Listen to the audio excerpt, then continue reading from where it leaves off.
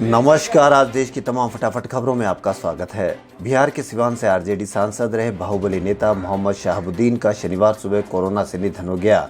News agency ने जानकारी दी है। हालांकि कुछ मीडिया रिपोर्ट्स में जेल प्रशासन के हवाले से इसे एक अफवाह बताया गया। शहाबुद्दीन हत्या के मामले में तिहाड़ जेल में उम्र कैद की सजा काट रहे थे। फिलहाल उनका यहाँ के एक निजी अस्पताल में इलाज चल रहा था।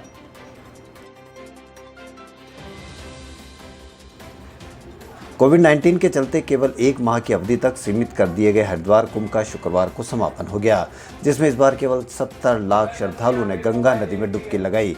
सामान्य परिस्थितियों में 3 माह से भी अधिक समय तक चलने वाले महाकुंभ महामारी के चलते कड़ी पाबंदियों के साथ इस बार 1 अप्रैल से शुरू हुआ। इस दौरान 12, 14, 27 अप्रैल को केवल 3 शाही स्नान हुए। हर 12 साल में एक बार हरिद्वार में होने वाले महाकुंभ के इतिहास में ऐसा पहली बार हुआ है, जबकि इसकी अवधि और स्तर को बहुत कम रखा गया है।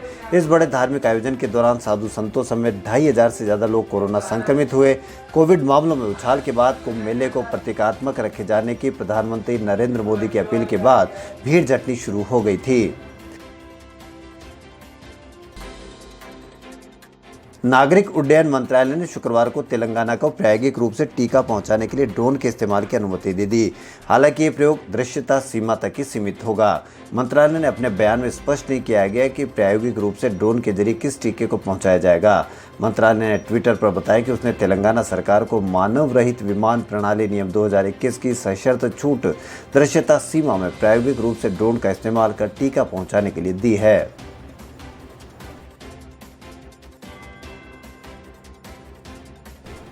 भारत में कोरोना वायरस का कहर थमने का नाम नहीं ले रहा है। कोरोना के नए मामलों में लगातार तेजी जारी है। स्वास्थ्य मंत्रालय की ओर से शनिवार को जारी पिछले 24 घंटों के आंकड़ों के मुताबिक भारत में कोविड-19 के 4,01,993 नए मामले दर्ज किए गए। वहीं बीते 24 घंटे यानी एक दिन में 3,523 लोगों की महामारी की वजह से मौत हो गई। पिछले 9 दिन से 3 लाख के पार आ रहे कोरोना मामले अब 4 लाख के स्तर को पार कर गए। नए मामलों में लगातार तेजी के बीच देश में संक्रमण के कुल मामलों की तादाद बढ़कर 1.87 करोड़ पर पहुंच गई है। साथ ही 2,11,853 मरीज अब तक घातक वायरस की वजह से जान गंवा चुके हैं। देश में कोरोना के एक्टिव केस 32 लाख के पार पहुंच गए। केंद्र सरकार ने शुक्रवार को कहा कि कोविड-19 महामारी से निपटने के लिए लगाए गए अग्रिम पंक्ति के स्वास्थ्य कर्मियों के लिए विशेष रूप से शुरू की गई बीमा योजना को 6 महीने के लिए और बढ़ा दिया गया है। प्रधानमंत्री नरेंद्र मोदी ने वीडियो कॉन्फ्रेंसिंग के जरिए विभिन्न अधिकार संपन्न समूह के कामकाज की समीक्षा के लिए बैठक की। एक बयान के मुताबिक मोदी ने अधिकारियों से पता लगाने के लिए कहा कि स्वास्थ्य सेवा क्षेत्र पर दबाव कम करने के लिए सिविल सोसाइटी के स्वयं सेवकों का उपयोग किस तरह से किया जा सकता है। स्वास्थ्य मंत्रालय ने गुरुवार को हल्के और बिना लक्षण वाले कोरोना मरीजों के लिए नई गाइडलाइन जारी की है। इसमें कहा गया है कि घर पर रहकर इलाज कराने वालों को रेमडेसिविर इंजेक्शन खरीदने या लगाने की कोई जरूरत नहीं है। यह इंजेक्शन सिर्फ अस्पतालों में लगाया जाएगा। नई गाइडलाइन के अनुसार मरीज को कम से कम 2 बार गर्म पानी से गरारे करने हैं और भाप भी लेनी है। 60 साल से ज़्यादा उम्र पर ब्लड प्रेशर, डायबिटीज़, दिल की बीमारी, फेफड़ों के पुराने रोग, किडनी, लीवर की बीमारी वाले मरीजों को मेडिकल ऑफिसर की तरफ से पड़ताल करने के बाद ही होम आइसोलेशन की मंजूरी दी जाएगी।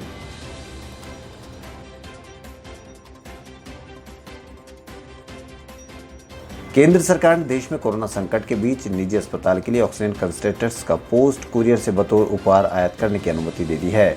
विदेश व्यापार महानिदेशालय ने इस संबंध में शुक्रवार को अधिसूचना जारी की। अधिसूचना के अनुसार ये छूट केवल व्यक्तिगत उपयोग के लिए 31 जुलाई तक की अवधि के लिए दी जा गई है। ऑक्सीजन कंसंट्रेटर चिकित्सा उपकरण है जो हवा से ऑक्सीजन को सौंप कर उसे इस्तेमाल लायक स्टोर करता है। डीजीएफटी ने कहा कि निजी उपयोग के लिए ई-कॉमर्स पोर्टलों से खरीदे गए जीवन रक्षक दवाएं, अन्य दवाएं और ऑक्सीजन कंसंट्रेटर का सीमा शुल्क से छूट दी जा रही है।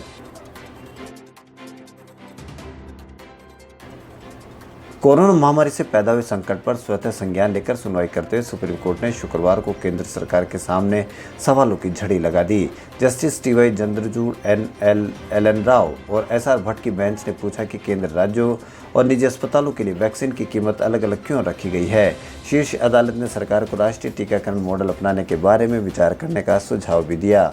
कहा जाता है कि टीके का खर्च तमाम गरीब नहीं उठा सकते। जस्टिस भट्ट ने सवाल किया कि वैक्सीन निर्माता 300 या 400 रुपये प्रति डोज दाम लगा रहे हैं। एक राष्ट्र के रूप में हमें इसका भुगतान क्यों करना चाहिए? कीमत का अंतर 30 से 40 हजार करोड़ रुपए हो जाता है। जब हमने इसके लिए भुगतान किया, मूल्य अंतर का कोई मतलब नहीं है।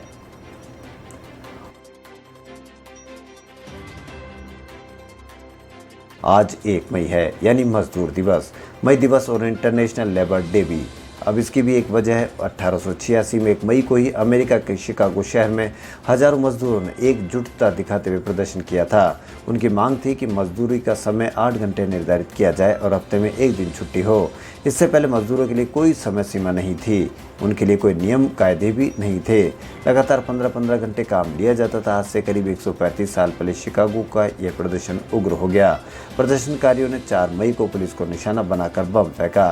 पुलिस की जवाबी फायरिंग में 4 मजदूरों की मौत हो गई और करीब 100 मजदूर घायल हो गए। इसके बाद भी आंदोलन चलता रहा। 1889 में जब पेरिस में इंटरनेशनल सोशलिस्ट कॉन्फ्रेंस हुई तो 1 मई को मजदूरों को समर्पित करने का फैसला किया। इस तरह धीरे धीरे पूरी दुनिया में 1 मई को मजदूर दिवस या कामगार दिवस के रूप में मनाने की शुरुआत हुई।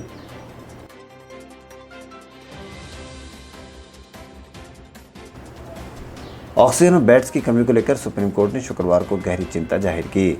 अदालत ने उन शिकायतों के बारे में भी केंद्र को निर्देश दिया जिनमें लोग सोशल मीडिया पर शिकायतें उठा रहे हैं। कोर्ट ने कहा कि ऐसी शिकायतों को दबाया न जाए। वैक्सीनेशन को लेकर कोर्ट ने कहा कि निजी मैन्युफैक्चरर्स ये तय नहीं करेंगे कि किसे कितनी वैक्सीन दी जाए, उन्हें इसकी आज़ादी न दी जाए। केंद्र खुद ही क्यों नहीं सारी वैक्सीन खरीद लेता, क्योंकि राज्यों को समान रूप से वैक्सीन देने के लिए वो बेहतर पोजीशन पर है।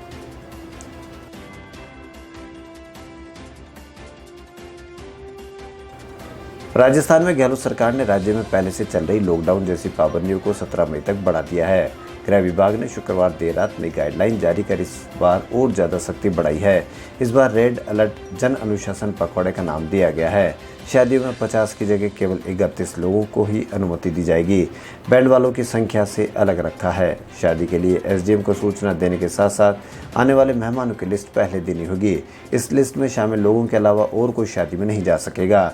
शनिवार रविवार को वीकेंड कर्फ्यू जारी रहेगा। वीकेंड कर्फ्यू के दौरान दोपहर 12 बजे से शाम 5 बजे के बीच बेवजह बाहर घूमने वालों को आरटीपीसीआर रिपोर्ट नेगेटिव आने तक संस्थागत क्वारंटाइन किया जाएगा।